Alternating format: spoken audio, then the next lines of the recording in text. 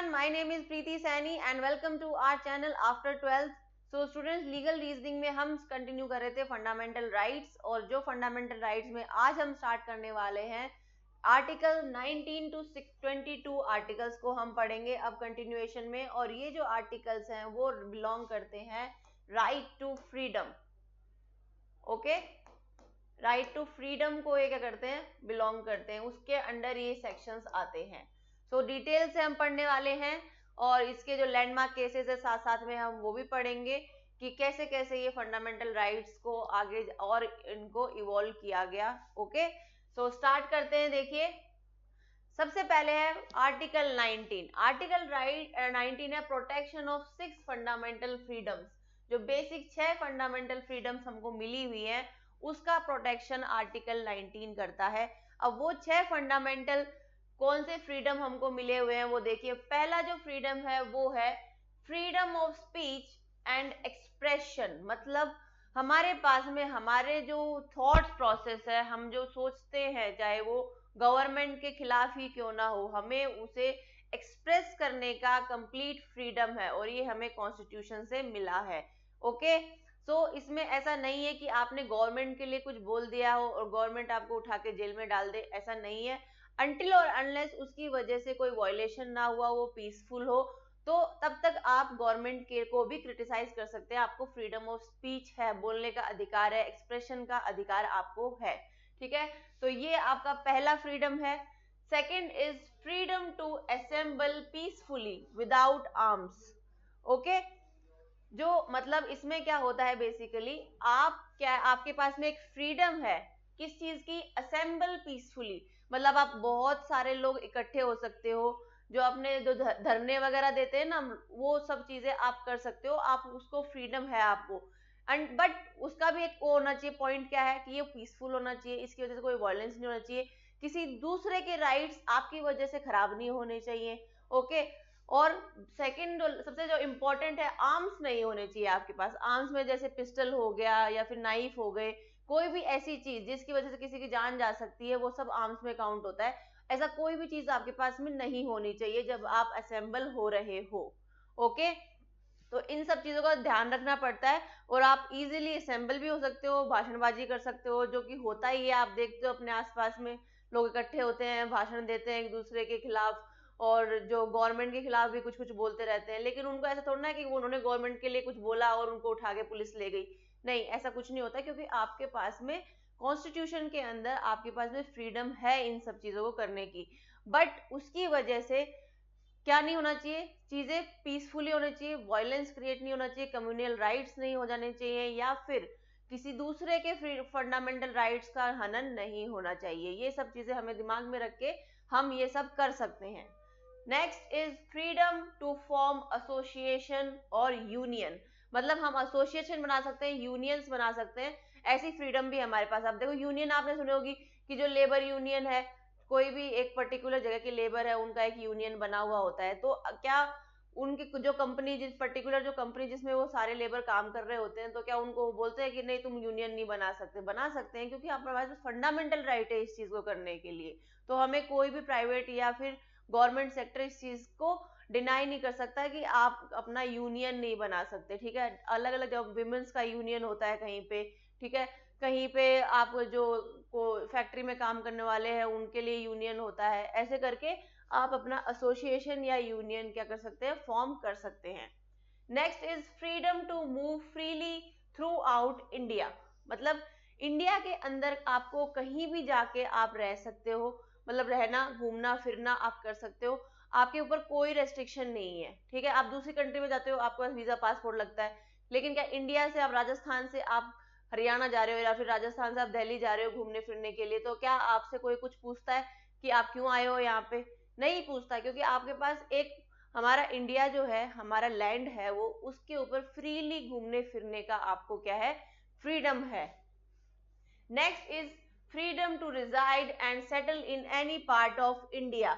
आपके पास इसका भी फ्रीडम है, आप इंडिया के किसी भी कोने में जाके रह सकते हो। ठीक है, मतलब आप वहां पे रहो, वहां पे काम करो, कुछ भी करो, आपको फुल फ्रीडम है। और ऐसा होता ही है, आपने देखा होगा बहुत से लोग ऐसे होते हैं जो गाँव के होते हैं, जैसे मैं एक गाँव से बिलोंग करती हूँ, लेकिन हमारी फैमिली अब जयपुर में सेटल्ड है, तो किसी ने आके मुझे कुछ कहा थोड़ी ना है कि तुम जयपुर में आके कैसे रहने लग गए, तुम्हारा तो यहाँ पे प्लेस ऑफ बर्थ ही नहीं है। ऐसा कोई कुछ नहीं कह सकता। मैं तो राजस्थान के अलावा, जैसे आपको यहाँ से उठ के लोग हैदराबाद में बिजनेस कर रहे हैं या फिर कोलकाता में बिजनेस कर रहे हैं, तो कोई किसी को कुछ नहीं कह सकता, क्योंकि आप अपने कंट्री के अंदर फ्रीली मूव करने का राइट रखते हो। Freedom to practise any profession और कैरी ऑन एनी ट्रेड और बिजनेस, मतलब आप प्रैक्टिस एनी प्रोफेशन, मतलब आप कोई भी प्रोफेशन खुद के लिए चूज कर सकते हो, ऐसा आपको फ्रीडम है। ठीक है, अगर कोई लड़की लॉयर बनना चाहती है तो भी वो बने, चाहे वो डॉक्टर बनना चाहती है तो भी वो, कोई लड़का है वो नर्स बनना चाहता है तो भी वो बने, चाहे उसको टेलरिंग करनी है वो भी करे, फैशन डिजाइनिंग करनी है वो भी करे, आर्किटेक्चर करना है वो भी करे। मतलब किसी को कोई भी यहाँ पे रोक नहीं सकता है कि नहीं तुम जेंडर के बेसिस पे या फिर किसी भी कास्ट रिलीजन के बेसिस पे आप डिस्क्रिमिनेट नहीं कर सकते न, और उनको फ्री है, वो कोई भी प्रोफेशन खुद के लिए चूज कर सकते हैं। ठीक है, अब मैं तुम्हें पढ़ा रही हूँ तो ये मेरी विल है, मुझे कोई नहीं रोक सकता पढ़ाने से, कोई मुझे आके कह दे कि नहीं तुम नहीं पढ़ा सकती, अनटिल और अनलेस मेरी यहाँ पे हायरिंग हुई है। ठीक है, तो ये जो चीजें होती है ये हमें फ्रीडम मिलती है कॉन्स्टिट्यूशन से। ओके, अब दूसरी जो चीज है, इसका सेकंड पार्ट है कैरी ऑन एनी ट्रेड और बिजनेस। ठीक है, अब जैसे देखो मुझे बिजनेस खोलना है, मुझे बिजनेस खोलना है ऐसा, जैसे मान लीजिए कि जैसे रेस्टोरेंट बिजनेस है, वो काफी टाइम से जो खाने बनाने वाला बिजनेस है उसके अंदर काफी टाइम से क्या है, मेल्स है। अब मुझे एक नया रेस्टोरेंट खोलना है तो क्या मुझे कोई रोक देगा? कोई फीमेल क्या रेस्टोरेंट खोल नहीं सकती? बिल्कुल खोल सकती है, कोई भी रेस्ट्रिक्शन नहीं है। इवन गवर्नमेंट तो इतने स्कीम्स लेके आ रही है कि चलो अब प्रमोट करो बिजनेसेस को, ट्रेड को प्रमोट करो कि हम इसको ज्यादा से ज्यादा लोग इस चीज को कर पाए। ठीक है, तो ये सब जो चीजें होती हैं ये हमें फ्रीडम मिलती है हमारी कंट्री में करने की। नेक्स्ट देखिए, अब इसके लैंडमार्क केसेस क्या थे। पहला था रमेश थापर स्टेट ऑफ मद्रास 1950 का केस। अब ये क्या बोलता है? ये बोलता है struck down restrictions on free speech laid the foundation of article 19(1). 19(1) में क्या था अपने पास में? 19(1) में था हमारे पास में right to speech, okay, and expression. तो ये क्या था, पहले इन पे रेस्ट्रिक्शन थे तो वो हटा दिए गए और इन्होंने रिकॉग्नाइज किया freedom of the press as part of freedom of speech. मतलब जो प्रेस में आज जो क्रिटिसिज्म होता है हमारी गवर्नमेंट का, तो क्या कोई उस न्यूज़पेपर को जाके बंद करवा देगा? ठीक है, कि मतलब मोदी जी के खिलाफ हमने कुछ बोल दिया या मोदी जी के खिलाफ किसी न्यूज़पेपर ने कुछ छाप दिया, तो इसका मतलब ये तो ना कि नेक्स्ट दिन मोदी जी बोलेंगे इसने मेरे खिलाफ कैसे छाप दिया है, इसको बंद करो। नहीं, ऐसा वो नहीं कर सकते, क्योंकि ये हमारा फ्रीडम है। ओके, एक्सप्रेशन का फ्रीडम है, तो जो फ्रीडम ऑफ प्रेस है ना, वो भी हमारा फ्रीडम ऑफ एक्सप्रेशन ही है। प्रेस के थ्रू भी तो हाँ, जो हम अपनी जनता है, जो हमारे लोग हैं, उनके जो विचार हैं वो क्या सोच रहे हैं उन्हीं को तो एक्सप्रेस करते हैं ना उसके अंदर। रिपोर्टर्स कहाँ से अपनी मर्जी से थोड़े ना वो न्यूज बनाते हैं। मतलब अब की बात अलग है, इन जनरल मैं बता रही हूँ कि जो न्यूज होती है वो लोगों के पास रिपोर्टर्स जाते हैं, उनके बारे में उनके विचार पूछते हैं, वो क्या थॉट प्रोसेस चल रहा है उस पर्टिकुलर रिलेटेड टॉपिक के बारे में, तो वो सब उनसे वो पूछते हैं और उसके बाद में वो एक न्यूज बनाते हैं और वो उसको प्रिंट करते हैं। तो वो बेसिकली हमारा ही क्या है, एक्सप्रेशन है। तो प्रेस को भी क्या मिला, फ्रीडम ऑफ स्पीच का रिकॉग्निशन मिला। नेक्स्ट केस जो है वो है upheld freedom of the press against news print control policy. मतलब पहले क्या था, आप क्या न्यूज प्रिंट कर रहे हो, और ये सबसे ज्यादा जो हुआ था वो था ब्रिटिशर्स के टाइम पे, कि वो ब्रिटिशर्स के खिलाफ कुछ भी नहीं लिख सकते थे, न्यूज़पेपर बंद हो जाते थे, फिर वो नया खोलते फिर वो बंद करा देते, फिर नया खोलते फिर वो बंद करा देते। ठीक है, तो ये जो उस टाइम पे ज्यादा होता था, अभी भी होता है, उस चीज को अब आउटडेटेड करके उन्होंने क्या किया है, freedom of press against news printing control policy. मतलब ऐसे कोई कंट्रोल पॉलिसी है उसके ऊपर अपन उस पर ज्यादा ध्यान नहीं देंगे, उनको उसने क्या कर दिया, सप्रेस कर दिया, और फ्रीडम ऑफ प्रेस है ना उसको क्या किया, अपहेल्ड किया। ओके,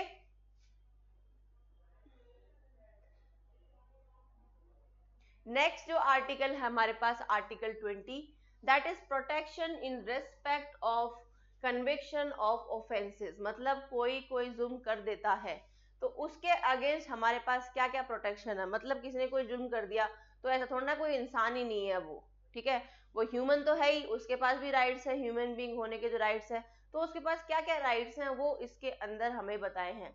तो ये basically available only to the citizens, not for the foreigners, ठीक है। तो एक क्वेश्चन ये भी आपसे पूछा जा सकता है कि ऐसा कौन सा आर्टिकल का जो ऐसा कौन सा राइट है जो केवल सिटीजन ऑफ इंडिया को मिलता है, फॉरेनर्स को नहीं मिलता है, ठीक है। तो ये होता है पहला, इसके अंदर होता है no ex post facto law. इसके अंदर बेसिकली क्या है देखिए, can't be punished for an act that was not a crime when committed, ठीक है। मतलब आप ऐसे क्राइम का पनिशमेंट मुझे नहीं दे सकते अगर उस टाइम तक वो लॉ में नहीं था, ठीक है। कि जैसे मान लो कि एक नया विशाखा नया लॉ बना है, ठीक है, कि वर्क प्लेस पे हैरेसमेंट के लिए वो लॉ बना था, अब उससे पहले वो कोई लॉ था ही नहीं, तो उस लॉ को यूज करके कोई पुरानी चीज हुई है तो उसका पनिशमेंट नहीं दिया जा सकता, ठीक है। जो पुराना हो गया वो हो गया, उसमें वो लॉ काम नहीं आएगा। अब उस लॉ के बनने के बाद में जो नई चीज इंसिडेंट हो रहे हैं उसमें उस लॉ को यूज किया जा सकता है, ठीक है। तो लॉ बनने के बाद ही उसको इम्प्लाई कर सकते हो, उससे पहले की चीजों पे, उससे पहले के जो केसेस हैं उनके ऊपर आप उस लॉ को अप्लाई नहीं कर सकते।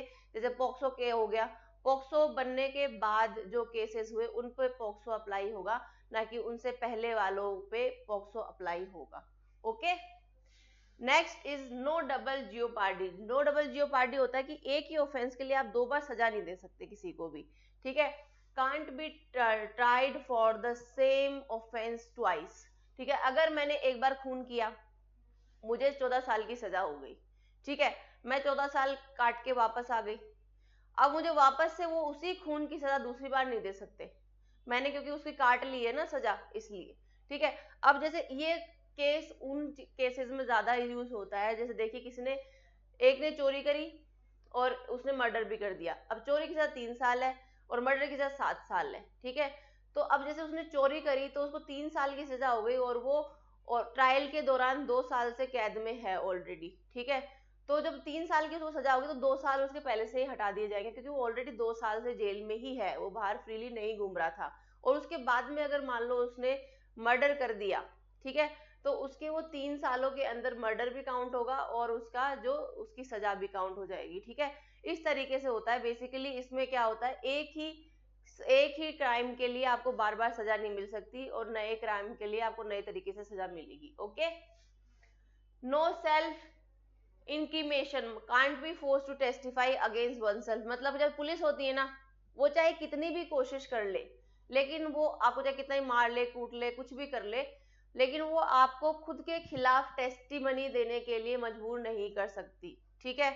अगर आपको, जैसे आपने डर के मारे एक बार पुलिस के सामने बोल भी दिया कि हाँ मैंने खून किया है, लेकिन अगर आप कोर्ट में जज साहब के सामने जाके बोलते हो कि हाँ मैंने खून नहीं किया, तो आपने नहीं किया है फिर, ठीक है। मतलब वो आपको ये नहीं बोल सकते कि नहीं उसने पुलिस जो हमने थाने में तो इसने एक्सेप्ट कर लिया था, वो कुछ नहीं चलता, क्योंकि थाने में तो आपको कैसे भी एक्सेप्ट किया जा सकता है, आपको मार दिया, कूट दिया, आपको किसी चीज के लिए धमका दिया, तो ये सब चीजें अलाउड नहीं है। आपको खुद के लिए टेस्टिफाई करने के लिए कोई मजबूर नहीं कर सकता।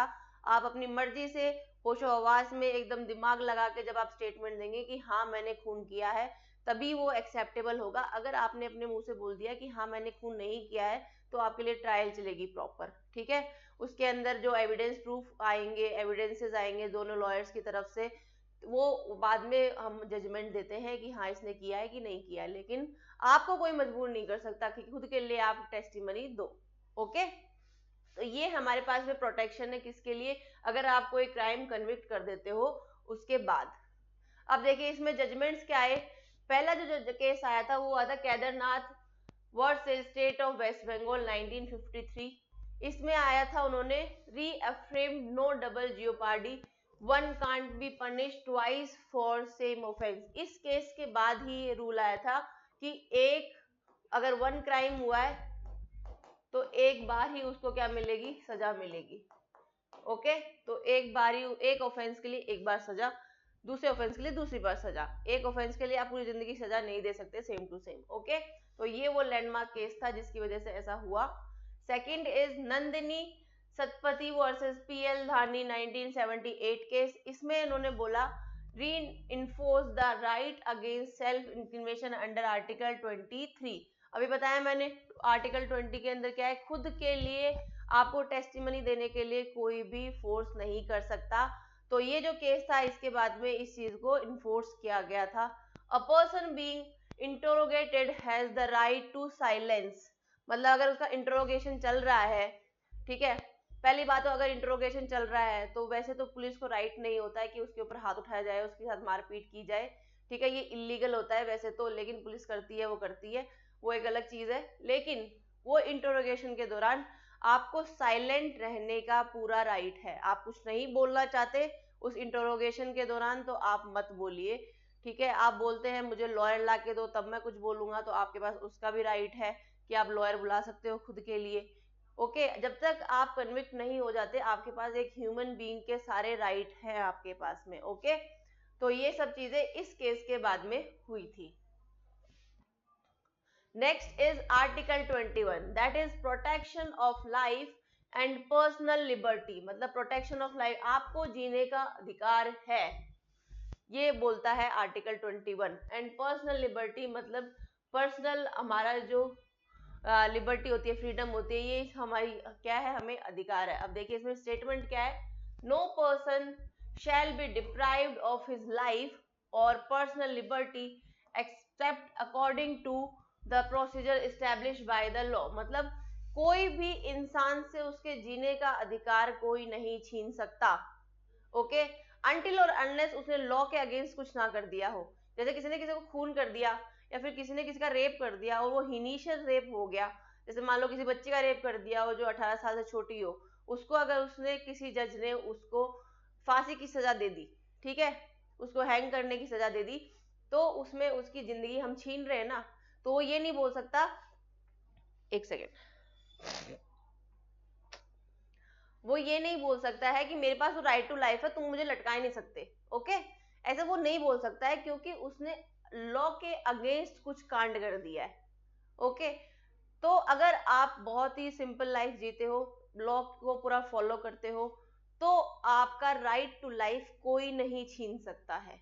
बट आप अगेंस्ट लॉ कुछ ऐसा कर देते हो जिसकी वजह से जज है, सुप्रीम कोर्ट है, हाई कोर्ट है, उसमें आपको सजा होती है और आपको वो को लटकाने की क्या होती है, सजा होती है, फांसी की सजा होती है, तो आप इसको राइट को यूज नहीं कर पाओगे अपने स्टेटमेंट्स में कि भाई राइट टू लाइफ है मेरे पास तो मुझे मत लटकाओ, okay.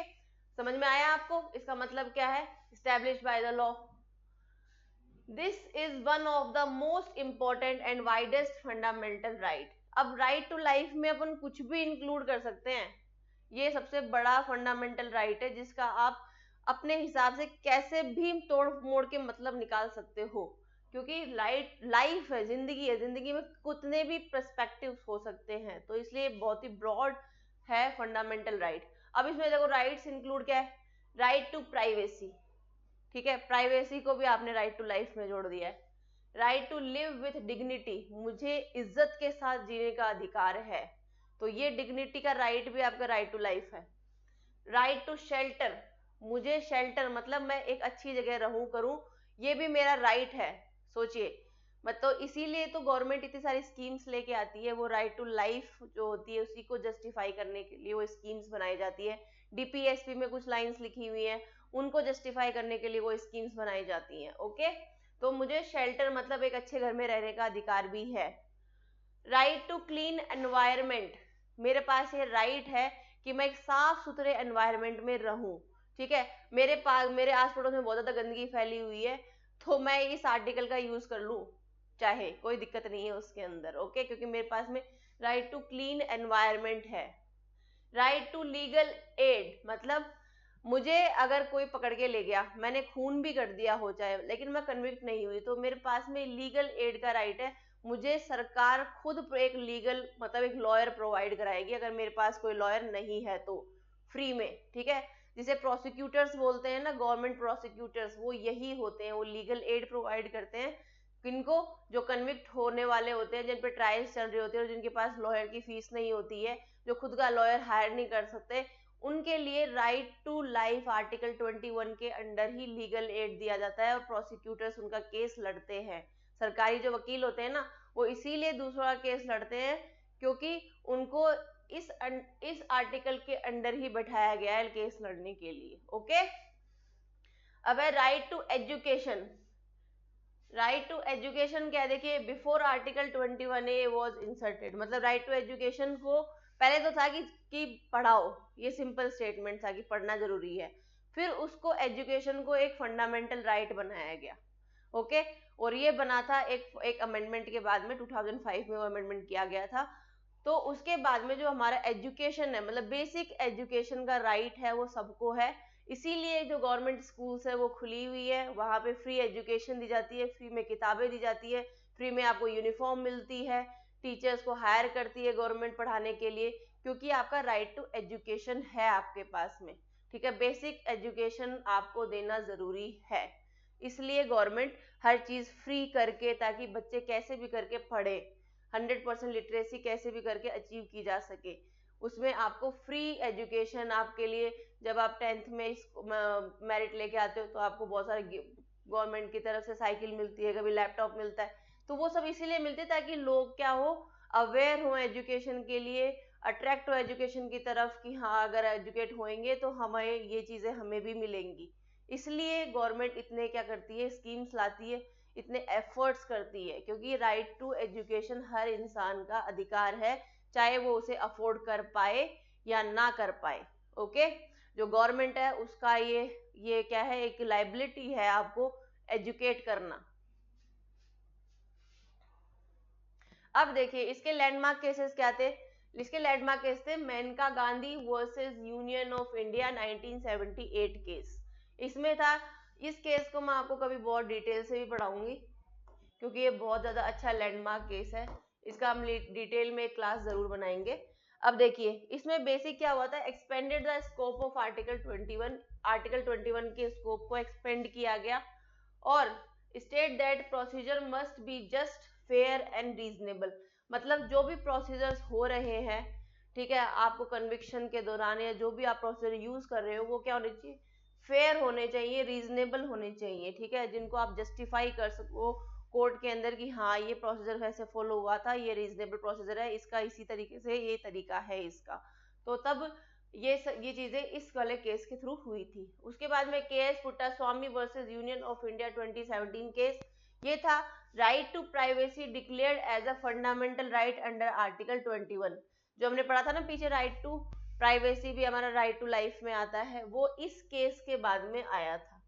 Okay, next is Sunil Batra versus Delhi administration 1980 case, इसमें recognise prisoners right under article 21, मतलब अब आर्टिकल 21 क्या है, राइट टू लाइफ है, ठीक है, तो अगर कोई प्रिजनर है वो जेल में अपनी सजा काट रहा है, तो क्या वो उसके फंडामेंटल राइट्स हम छीन लेंगे क्या वो इंसान नहीं है क्या, प्रिजनर हो तो क्या हुआ, तो उसके जो राइट्स है ना उनको किसमें, इस वाले केस के बाद में क्या किया गया, रिकॉग्नाइज किया गया कि प्रिजनर भी एक इंसान है, उसको भी फंडामेंटल राइट्स मिलने चाहिए। अब आप देखना जो प्रिजनर्स होते हैं ना वहां पे उनको काम भी दिया जाता है, जो काम उनसे करवाते हैं उनका पैसा भी उनको दिया जाता है, अगर किसी को पढ़ना है तो उनको पढ़ाने की फैसिलिटी भी है, लाइब्रेरी बनी हुई है वहां पे, उन लाइब्रेरीज में बैठ के पढ़ सकते हैं, एग्जाम दे सकते हैं, एजुकेशन ले सकते हैं, तो ये सब जो फंडामेंटल राइट जो एक नॉर्मल इंसान जो फ्रीली बाहर घूम रहा है जो उनके पास है वो इनके पास भी होती है। अच्छा खाना उनको जेल में मिलना चाहिए, अच्छी जगह रहने की उनको मिलनी चाहिए, राइट टू शेल्टर उनको मिलना चाहिए, तो ये सब चीजें उनको मिलती हैं जेल के अंदर भी।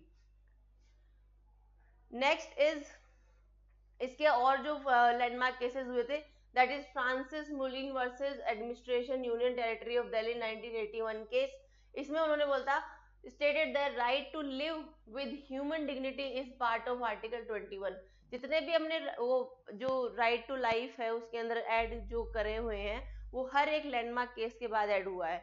अब जैसे आपका जो डिग्निटी से जीवन जीने वाला जो राइट है वो इस केस के बाद में आया था। इसके बाद में लाइवलीहुड, मतलब जो आप जीने के लिए आपको पैसा कमाना है, लाइवलीहुड कैसे मिलेगा आपको, ठीक है, कि आपको रोजगार कैसे मिलेगा, जो नरेगा है, इस नरेगा जो स्कीम जो गवर्नमेंट चलाती है ना वो इसीलिए चलाती है क्योंकि आपके पास राइट टू लाइवलीहुड है, part of right of life, ठीक है।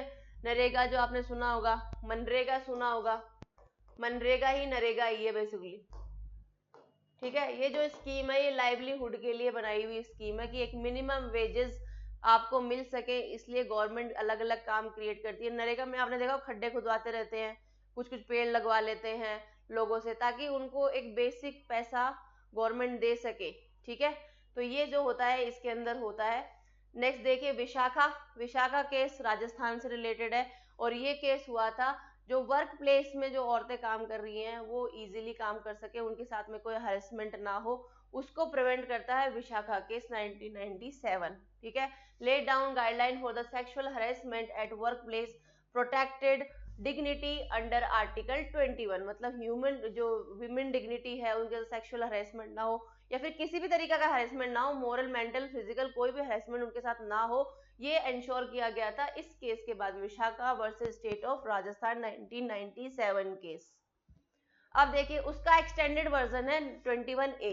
21A बहुत ज्यादा इंपॉर्टेंट है क्योंकि इसमें राइट टू एजुकेशन जोड़ा गया था, मैंने बताया था 2002 मतलब 2002 में जोड़ा गया। 86 अमेंडमेंट इसके लिए हुआ था, ठीक है। CAA कौन सा हुआ था, कॉन्स्टिट्यूशन अमेंडमेंट एक्ट 86, और ये 2002 में हुआ था जिसमें राइट टू एजुकेशन जोड़ा गया, ठीक है। 21A है राइट टू एजुकेशन, इसके अंदर आपको free and compulsory education to all children age 6 to 14 years इसमें मेंशन किया गया है, ठीक है, कि 6 साल से 6 ईयर से 14 ईयर का जो बच्चा है वो चाहे अफोर्ड कर सके या ना कर सके, उसको फ्री एंड कंपल्सरी एजुकेशन देना जरूरी है, ठीक है, ताकि 100% लिटरेसी को इंश्योर किया जा सके, क्योंकि जब बच्चा लिटरेट होगा तभी तो वो आगे जाके लाइवलीहुड और ये सब चीजें वो कर पाएगा।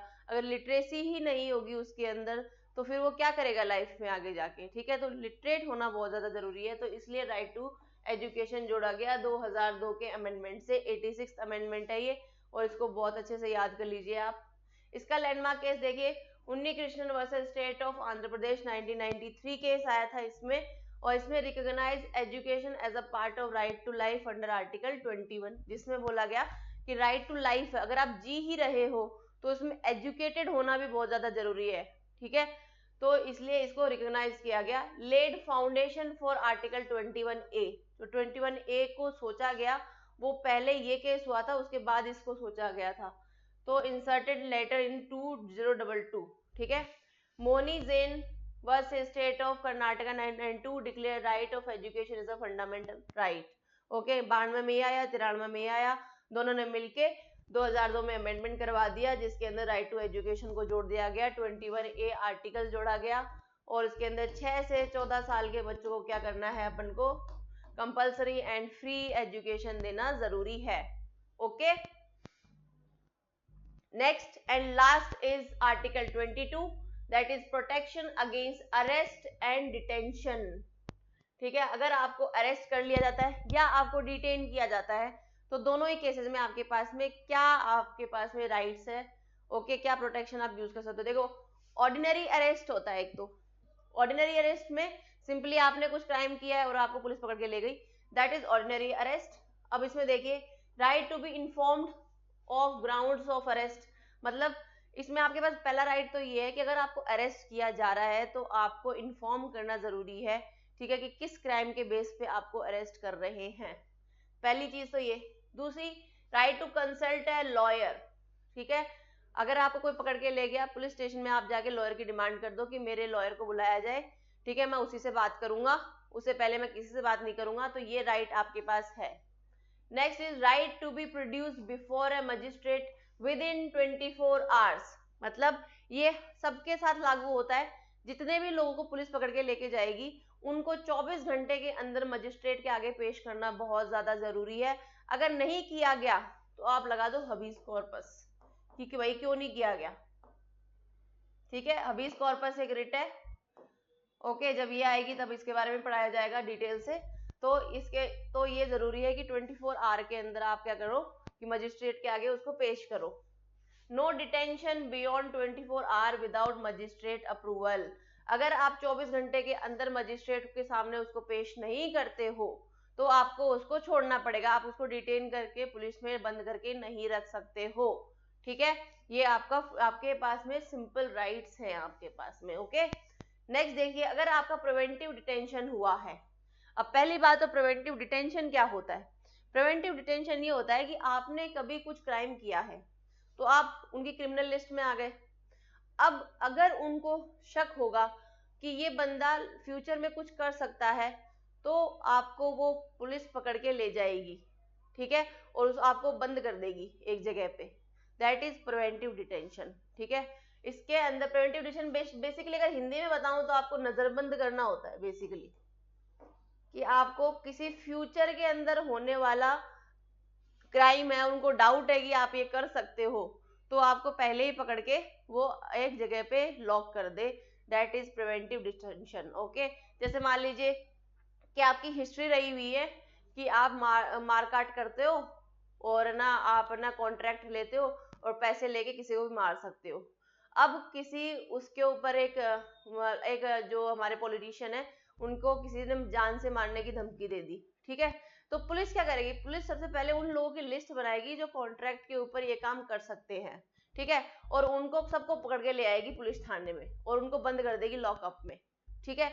तो ये जो चीज होती है ना कि आप फ्यूचर में कोई घटना होने वाली है और शक के बेसिस पे आपको पकड़ के पुलिस ले गई, तो वो होता है प्रिवेंटिव डिटेंशन, ओके। तो अब ऐसे केस में अगर आपको पुलिस ले गई हो तो भी आपके पास कुछ कुछ राइट्स तो फिर भी होते हैं। अब वो राइट्स क्या है देखिए, can be detained without trial up to 3 months, केवल आपको 3 महीने के लिए ही वो क्या कर सकते हैं, डिटेन कर सकते हैं बिना ट्रायल के। मतलब आपको ट्रायल देने की जरूरत नहीं है, ट्रायल मतलब मजिस्ट्रेट के सामने लेके जाने की कोई जरूरत नहीं है, 3 महीने तक पुलिस आपको ऐसे ही पकड़ के रख सकती है। Review by an advisory body if longer, अगर आपको 3 महीने से ज्यादा पुलिस ने पकड़ के नजरबंद कर रखा है तो एक एडवाइजरी बोर्ड बनेगा, वो आपके केस को क्या करेगा, ऑब्जर्व करेगा, उसको एनालिसिस करेगा, इवेल्युएट करेगा और वो देखेगा कि इसको और भी ज्यादा डिटेन करने की नीड है या नहीं है, ओके। फ्यूचर में कोई खतरा ऐसा है या नहीं है जिसके लिए इसको डिटेन करना सही होगा, तो वो चीज वो एडवाइज जो बॉडी है, जो बोर्ड है, वो देखता है। नॉट अवेलेबल टू फॉरेनर्स और एनिमी अलायंस, ठीक है, ये जो चीज है वो केवल अपन इंडियन के साथ कर सकते हैं, फॉरेनर्स के साथ में ये चीज नहीं होती है, ओके। नेक्स्ट देखिए, आर्टिकल 22 में जो लैंडमार्क केसेस थे वो थे AK गोपालन वर्सेस स्टेट ऑफ मद्रास। अब देखो, initially upheld preventive detention, later overruled by Maneka Gandhi case, ठीक है, मतलब प्रिवेंटिव डिटेंशन को पहले सही माना जाता था लेकिन उसके बाद में मेनका गांधी केस था वो आया जिसमें राइट टू लाइफ के बारे में भर भर के बोला गया, ठीक है, उसके बाद में इनको भी थोड़े बहुत राइट्स मिल गए, okay. ADM Jabalpur versus Shivkant Shukla 1976 के हबीज कॉर्पस केस है ये बेसिकली। इसमें article 21 can be suspended during emergency, later criticise and overruled, मतलब इस केस की वजह से क्या बोला गया कि आर्टिकल जो 21 है मतलब अपना राइट टू लाइफ है, उसको अगर कोई इमरजेंसी चल रही है तो उसको सस्पेंड कर दो। उसका सस्पेंड करने का मतलब क्या हो गया, आपके पास अब राइट टू लाइफ है ही नहीं, आपको जीने का अधिकार ही नहीं, मतलब ना तो कोई आपकी प्राइवेसी बची, ना आपको कोई जीने का अधिकार है, ना राइट टू स्पीच है, आपका सब कुछ खत्म कर दो। मतलब इमरजेंसी लग गई तो क्या हम इंसान नहीं है क्या, हमें जीने का अधिकार नहीं है क्या, इमरजेंसी लग गई तो मतलब तुम हमारे साथ कुछ भी कर सकते हो क्या, ऐसा नहीं होता है। इसीलिए क्या किया गया, बहुत ज्यादा क्रिटिसाइज किया गया और इसको ओवररूल मतलब इसको खत्म कर दिया गया बाद में। उसके बाद आया Maneka Gandhi versus union of India case 1978, इसमें rejected the narrow interpretation of Gopalan case, ठीक है, ये जो गोपालन का जो केस था प्रिवेंटिव डिटेंशन वाला, इसको इसने ओवर पावर किया, पहली चीज तो। दूसरी क्या किया, held that personal liberty includes multiple rights under article 14, 19 and 21, मतलब जो हमारी पर्सनल लिबर्टी है ना, हमारी पर्सनल जो फ्रीडम है उसके अंदर बहुत सारे मल्टीपल राइट्स को इंक्लूड किया गया है जो कि हमने 14, 19 और 21 के अंदर डिस्कस किए हैं, ठीक है। तो इसलिए ये केस बहुत ज्यादा इंपॉर्टेंट है वैसे, तो इसको कभी हम बहुत ज्यादा डिटेल से भी पढ़ेंगे, ओके। सो आई होप आपको ये सारे आर्टिकल समझ में आ गए होंगे। 19 to 22 राइट टू फ्रीडम से रिलेटेड ये सारे आर्टिकल्स है। अगर आपको कोई कंफ्यूजन है किसी भी केस के अंदर या किसी भी केस को आपको डिटेल से जानना हो, जैसे एक केस मैंने बोला मेनका गांधी वाला, उसको हम डिटेल से पढ़ेंगे, ऐसा ही कोई और केस हो जिसके बारे में आपको डिटेल से जानना हो तो मैसेज कर दीजिए, ठीक है, उसके अंदर कमेंट डाल दीजिए, और हम मिलते हैं नेक्स्ट सेशन में जिसे हम इसके आगे के आर्टिकल्स को कंटिन्यू करेंगे। आई होप आपको समझ में आएगा, और जो नहीं समझ में आया उसे कमेंट में लिख दीजिए। So thank you so much students, मिलते हैं नेक्स्ट सेशन में।